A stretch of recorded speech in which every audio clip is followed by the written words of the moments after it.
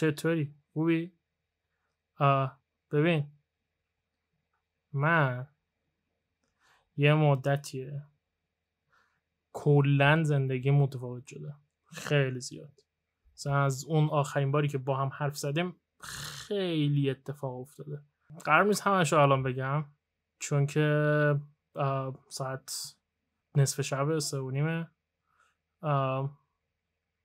حتی الان یه ذره اذیتت کردم که 11:59 ساعت رو گفتم.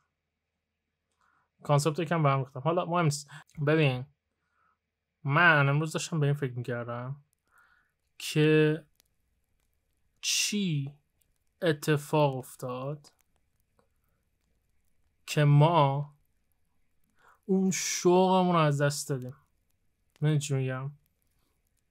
یعنی اون کاری که تو انجام میدادی و بابتش واقعا لذت میبردی و میخواستیم که یه کاری انجام بدی، اون چی شد که از بین رفت؟ اون چی شد که همرنگ شد؟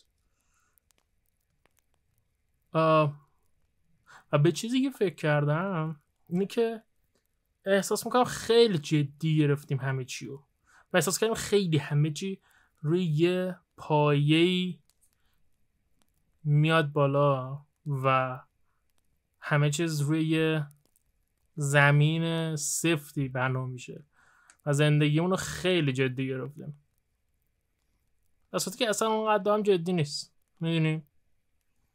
واقعا اونقدر هم جدی نیست و اگر یه جورایی کاری که دلت میخواد انجام ندی به خودت ضرر زدی. میدونی چی میگم؟ خیلی جالبه دیگه.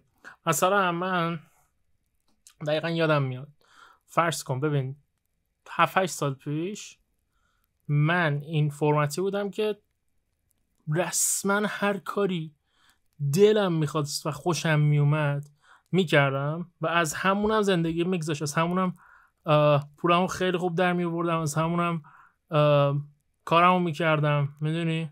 زندگی جلو میرفت.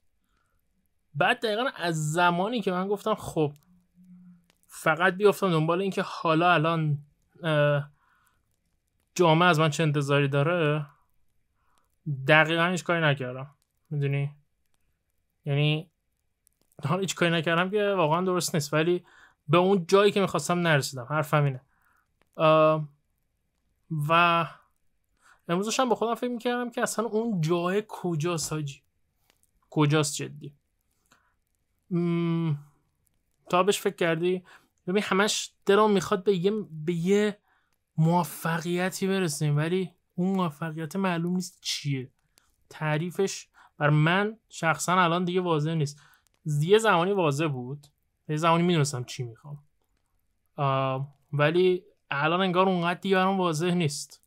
خب و الان بیشتر دارم این فکر میکنم که آقا اوکی، من کاری که دوست دارم انجام بدم، خب و سعی کنم اونا رو به بهترین شکل انجام بدم. میدونی؟ یعنی اگر تو مثلا چرا از نقاشی خوشت میاد، خودتو موظف بدونی که، یعنی اون برند خودتو طوری بدونی که بتونی ساعت‌ها نقاشی کنی و نقاشی خفن بس بکشی در اصل. خب یه جورایی باید احساس میکنم که هر کدوم از ما باید یه بخشی رو تو خودمون داشته باشیم، خب که باش بتونیم خودمون رو تعریف کنیم. میدونی؟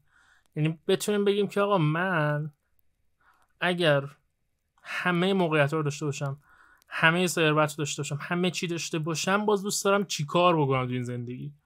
بتونیم خودمون رو با این تعریف بکنیم. حالا کاری که میخوام بکنم همینه که میخوام یه سری از کارهایی که احساس میکنم دوست داشتم انجام بدم و دوست داشتم بهشون برسم تو ذهنم بیارم و شروع کنم باشون ور رفتن و ببینم اینا چجوری میتونن پرفکت بشن، چجوری میشه تبدیل بشن به چیزهایی که من عاشق اینم که روشون کار کنم. یه مسئله دیگه هم وجود داره و اونم پرفکشنیزمه که حالا شاید فکر کنید توی این بحث انگار دارم حرف قبلیمو یه جورایی نقض میکنم، ولی برای من این چند سال اخیر اینطوری بودش که من نباید شکست بخورم و من باید بهترینو بسازم و تا وقتی اون بهترینو نساختم عرضه نمی کنم چیزی که دوست دارم و به کسی نشون نمیدم، به کسی چیش میگن، به نمایش نمیذارمش برای کسی. واسه همین خیلی منزوی شدم توی تایمی و کلی کارهای مختلف رو میکردم، منتها چون اون پاداشش رو نمیگرفتم، اون حس خوبی که آقا داری یه فیدبک از جهان بیرونت میگیری خب و حالا اون کار رو ادامه میدی. خیلی چیزا بوده، پادکست بوده، از این کانتنت یعنی پادکست بوده، ویدیو بوده، نرم افزار بوده که ساختم، کلی متن نوشتم، همه کاری که همیشه دوست دارم دیگه خب. ولی اینا رو هیچ کدوم بهشون اونقدر پروبال ندادم، انگار خودم باور نداشتم که این میتونه چیز خوبی باشه و انقدر برام این داستان حساس شده بود که چی اسم من پاش میخوره و از بیرون چجوری منو میبینن، خصوصا کسایی که مثلا منو آشنایی نزدیک دارم باهام خب و با هم مثلا یه مدت طولانی رو در ارتباط بودیم. خیلی نگاه اونو زنگینی میکنه واسه من، خیلی زیاد.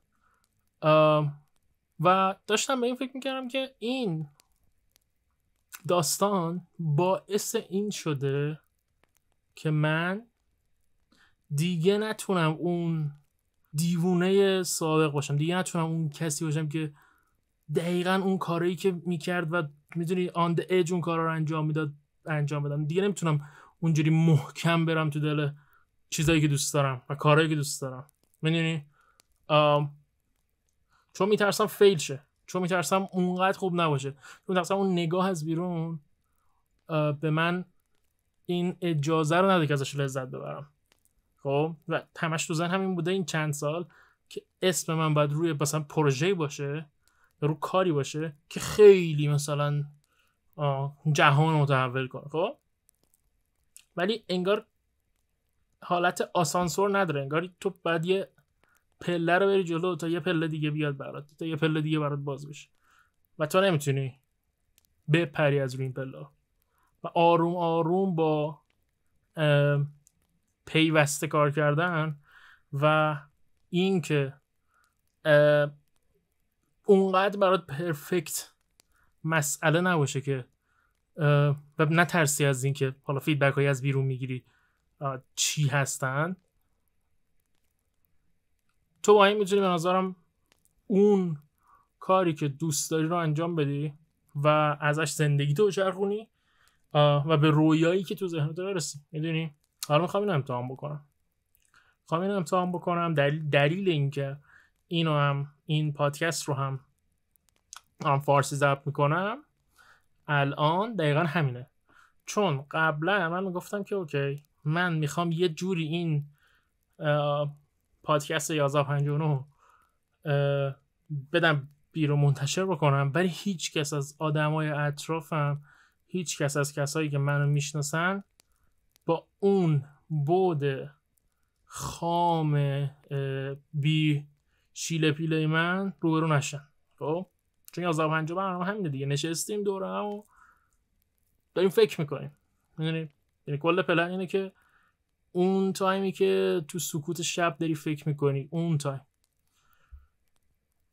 و اون جور حرفا رو دوست دارم بزنم توی 1159. ولی همینطور که الان بهت گفتم این داستان یه طرفه نیست خب. پس تو هم برای من بگو چی فکر میکنی، ارزشمنده.